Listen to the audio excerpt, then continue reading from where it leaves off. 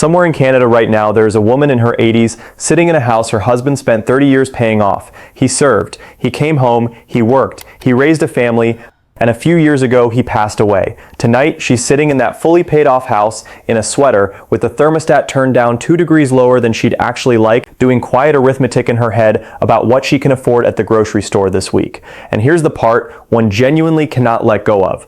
There is a monthly tax-free payment from the government of Canada that she is very likely entitled to. It's worth up to $2,102.20. Every single month. It did not stop when her husband died. By law, it continues to her.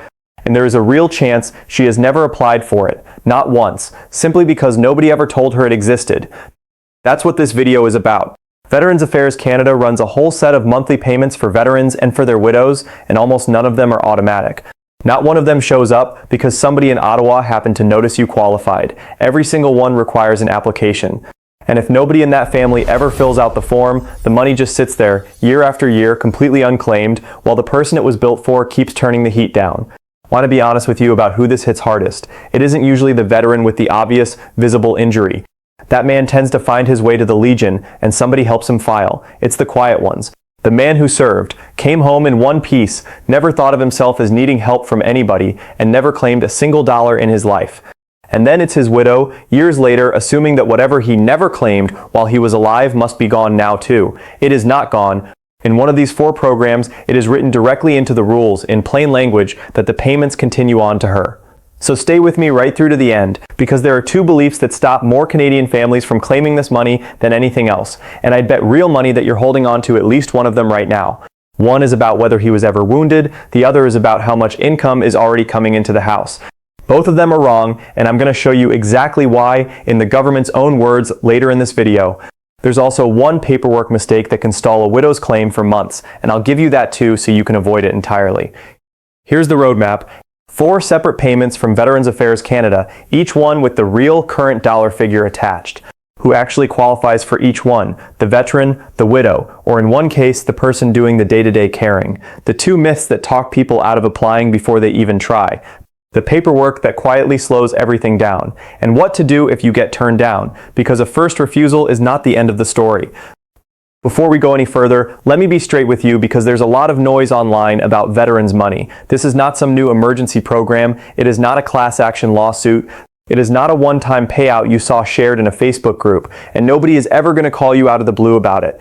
These are ordinary, long-standing benefits that have been sitting quietly in Veterans Affairs Canada's official rate tables for years. Boring, official, and quietly enormous if you happen to be the family that qualifies. Boring does not mean small. Before we get into the actual numbers, do me one quick favor. If this is useful to you, hit subscribe and drop a like, especially if you're watching because of someone in your own family who served. And tell me in the comments where he served or where she served.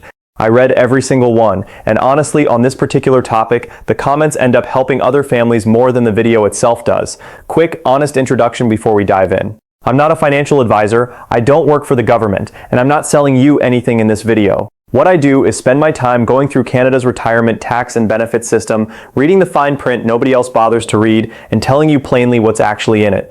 Everything you're about to hear comes straight from the official Veterans Affairs Canada rate tables, effective January 1st, 2026. Let's start with the big one. Payment number 1 is the War Veterans Allowance.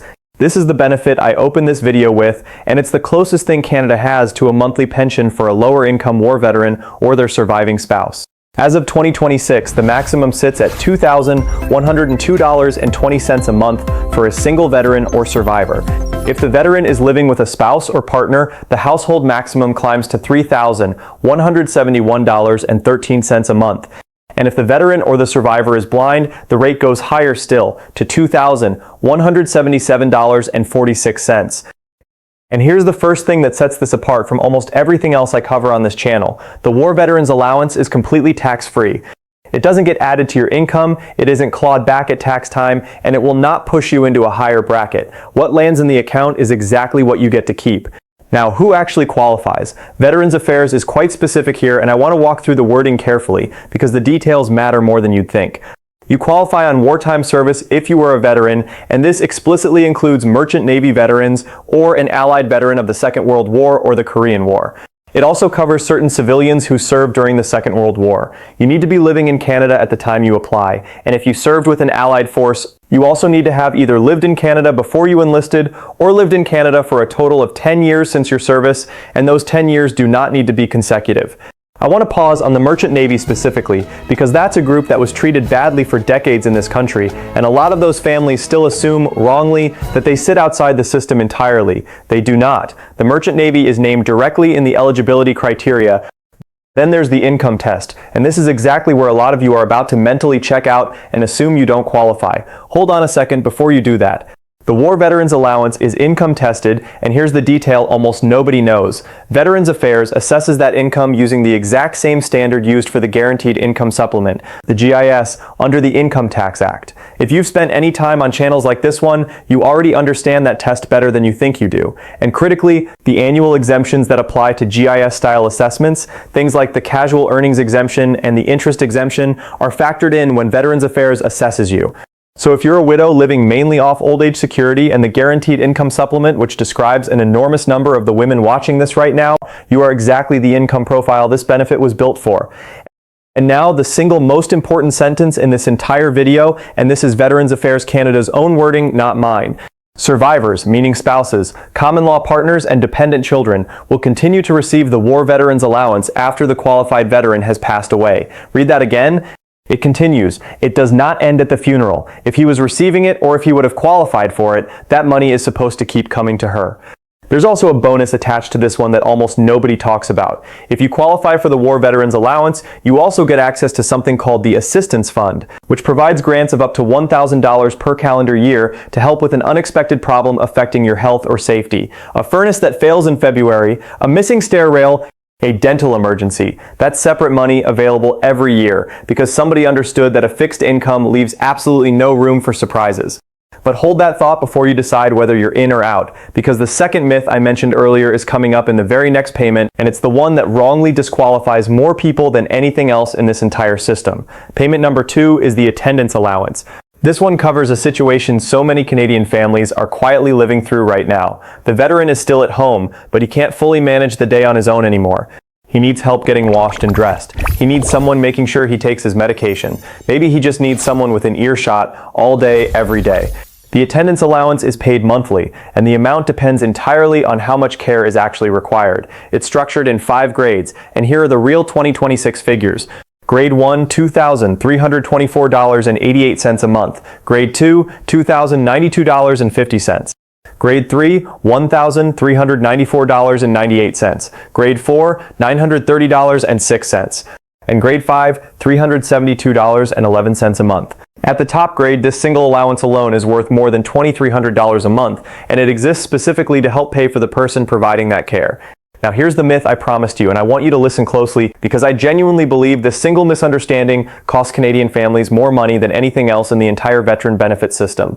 Almost everyone assumes Veterans Affairs money is reserved strictly for injuries that happen during service, wounded in action, or nothing.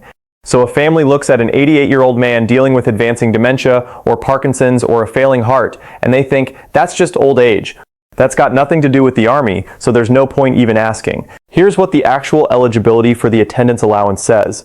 You should apply if you have a disability pension of 1% or more, or you receive prisoner of war compensation, and you are totally disabled. And this is the exact phrase used, whether your condition was service-related or not. And you need help with activities of daily living, things like feeding, bathing, dressing, using the toilet, moving around, or taking medication. Whether your condition was service-related or not. Sit with that for a second, because it changes everything. The gate isn't, was this specific injury caused by the war? The gate is, does he already have a disability pension of at least 1% on file with Veterans Affairs? 1%. That's a tiny, almost trivial assessment, the kind of thing a man might have been granted decades ago for a knee, or his hearing, and then completely forgotten about because the check was only a few dollars. If that 1% is sitting on file, and he is now totally disabled and needs daily help, the door to this allowance is open. And it doesn't matter at all that what's actually disabling him today is simply his age. So the action here is very specific, and I want you to actually write this down. Find out whether he has any disability assessment on file with Veterans Affairs Canada at all, however old. That single fact can change everything about what the family is able to claim. Which brings us to payment number 3, and this is the one that tends to surprise people the most, because it isn't paid to the veteran at all. Payment number 3 is the Caregiver Recognition Benefit. This is a tax-free monthly payment of $1,264.25, and it's indexed, meaning it rises every year with the cost of living. Here's the part that makes people sit up straight. It's paid directly to the caregiver, not the veteran, in her own name, into her own bank account. Think about who that actually is in most Canadian families. It's his wife, who is 79 years old herself and hasn't had an unbroken night's sleep in 2 years. Or it's a daughter who cut back to part-time work or left her job entirely to look after her father. That person has been quietly absorbing an enormous financial hit in complete silence, and this benefit exists specifically to recognize that. To qualify, the veteran needs to have a disability benefit on file, either a VAC disability award or pain and suffering compensation. He needs to require ongoing care because of the condition that benefit was approved for, and he needs either a level of care and supervision consistent with being admitted to an institution, or daily physical assistance, or ongoing direction and supervision for at least 4 of his activities of daily living. That 4 activities of daily living line is worth understanding properly, because families routinely undercount it. Washing, dressing, eating, getting to and from the toilet, moving safely around the house, managing his medication. If you're doing 4 or more of those every single day, you're not just helping out. In the eyes of this program, you are a caregiver, and there is a specific monthly payment with your name attached to it. And while we're in these rate tables, 2 more that people consistently forget about. Additional pain and suffering compensation runs from $1,851.93 a month at grade 1 down to $617.31 at grade 3. And there's a clothing allowance worth up to $263.46 a month for conditions that wear out or damage clothing, which sounds minor until you're the one replacing trousers every few months. Now, payment number 4 is the one built specifically with the widow in mind, and it's the one I most want the women watching this video to hear clearly. Payment number 4 is the Veterans Independence Program for survivors. The Veterans Independence Program, everyone just calls it the VIP, pays for the practical, everyday help that keeps an older person living in their own home instead of moving into a facility. Housekeeping, grounds maintenance, the lawn, the snow, the heavy cleaning, the things that are in the real world, the actual reason people end up leaving houses they could otherwise have comfortably stayed in for another 10 years. And there's a version of this program built specifically for survivors. It provides annual tax-free funding to help cover services like grounds maintenance and housekeeping for the surviving spouse. To qualify, the deceased spouse must have been a Second World War or Korean War veteran and must have been receiving or been eligible to receive the Veterans Independence Program. Look closely at that wording because there's a genuine gift hiding inside it, or been eligible to receive. It doesn't only say was receiving. If he would have qualified while he was alive, even if he never actually got around to claiming it, that can still open the door for her today. The amounts here work a little differently from the other 3 payments. They're not a single flat national rate. The housekeeping and grounds maintenance grants are calculated based on your level of need and the going rate for those services in the area where you actually live up to an allowable maximum. So what a widow in rural Saskatchewan is granted for snow clearing gets worked out differently from what someone in suburban Ontario receives. It's need-based, and it's local, which is unusual, and honestly, it's sensible. I want to make the emotional point here plainly because it's the entire reason this program exists. A woman doesn't usually leave her home because she wants to. She leaves because the driveway didn't get cleared and she fell, or because the house got away from her and her family got frightened. This program exists to buy her another 5 or 10 years in her own home. By Veterans Affairs' own account, more than 19,000 primary caregivers and survivors are currently being supported through it. There should be far more. Now, before I give you the paperwork mistake and what to do if you're refused, let me quickly say this. If you want more content like this, the federal programs, who actually qualifies, the exact forms, and the exact words to use when you finally get someone on the phone, that's the kind of thing this channel focuses on every week. So subscribing genuinely helps. But everything you need to take the first concrete step is already right here in this video. Now let's get to the part that actually decides whether any of this money ever arrives. And I owe you that second myth because I promised you 2 at the start of this video. The first was about whether he was ever wounded. This one is about money, and it stops more people from applying than anything else I have ever covered on this channel. It usually sounds something like this: we're not poor, we own the house outright. He's got his old age security and a bit of CPP, and there's a few $1,000s sitting in the credit union. We'd never qualify for something like that. That's for people with nothing. I hear some version of that in the comments on videos like this one every single week, and I want to take it apart properly, piece by piece. Start with the house. The War Veterans Allowance is an income-tested benefit. Income. The house you live in does not pay you anything. It is not income. It does not appear anywhere on your tax return. And living in a home you spent 30 years paying off is not a reason to rule yourself out of a benefit designed for people living on a fixed income. If anything, the opposite is true. The widows this program was built for are very often exactly the ones who are, as the saying goes, house rich and cash poor. Then there's the test itself. Veterans Affairs assesses your income using the same standard as the Guaranteed Income Supplement under the Income Tax Act, along with the annual exemptions that go with that standard, things like the casual earnings exemption and the interest exemption. So the number Veterans Affairs actually works from is very often lower than the number sitting in your head. And here's the part almost everybody gets wrong. Those figures I gave you earlier, the $2,102, the $3,171, those are maximum rates. Maximum. This isn't a switch that's simply on or off. It's a sliding scale, and the payment adjusts according to your actual income and circumstances, which means it is entirely possible to be told you don't qualify for the full amount and still walk away eligible for a real, useful monthly payment. So please do not disqualify yourself at the kitchen table. That decision was never yours to make, and it isn't mine either. It belongs to an assessor with your actual numbers in front of them. The only genuinely wrong answer here is not asking at all. Now let me help you figure out which of these 4 payments you should actually be chasing, because there are 3 different people watching this video right now, and the path is different for each of you. If you're the veteran, if you served in the Second World War or Korea, including the Merchant Navy, your first 2 calls are the War Veterans Allowance. And if you need daily help at home, the Attendance Allowance. Go find out whether you have any disability assessment on file at all, however small. If you're the widow, if he served in the Second World War or Korea, and he has since passed away, your 2 are the War Veterans Allowance, which by the rules continues on to you, and the Veterans Independence Program for survivors, for the housekeeping and the grounds work. Those are yours to claim in your own right. And if you're the daughter, the son, or the wife doing the caring, you are not a bystander in any of this. The Caregiver Recognition Benefit is paid directly to you in your own name. Go and check whether he holds a disability benefit, and whether you're helping with 4 or more activities of daily living every single day. Because knowing you qualify and actually getting paid are 2 completely different things, and this is exactly where families lose months. The first thing that stalls a claim is service records. For the wartime programs, Veterans Affairs needs to establish his service, and if the family doesn't have his discharge papers, his service number, or his regimental details on hand, everything slows down while that gets traced. So if he's still with us, get those documents together into one envelope this week. And if he's already passed, those records still exist. They can be traced through Library and Archives Canada, but that takes time you'd rather not lose. The second thing, and this is the one that specifically catches widows off guard, proof of the relationship and proof of death. A marriage certificate. And for common law partners, Veterans Affairs does recognize common law partners across these programs, evidence that you were living together as partners. This is the exact document mistake I flagged at the start of this video. A widow will often send in a beautifully completed application and forget that the department has no way of independently knowing from its own files that she is who she says she is to him. Send the relationship proof along with the initial application, not after they come back and ask for it. That one habit alone can save you 2 or 3 months. The third is the medical assessment, and this one matters enormously for the attendance allowance grade. The grade, and therefore whether you end up receiving $372 a month or $2,324 a month, comes down entirely to an honest description of how much help he actually needs on a daily basis. Families consistently understate this.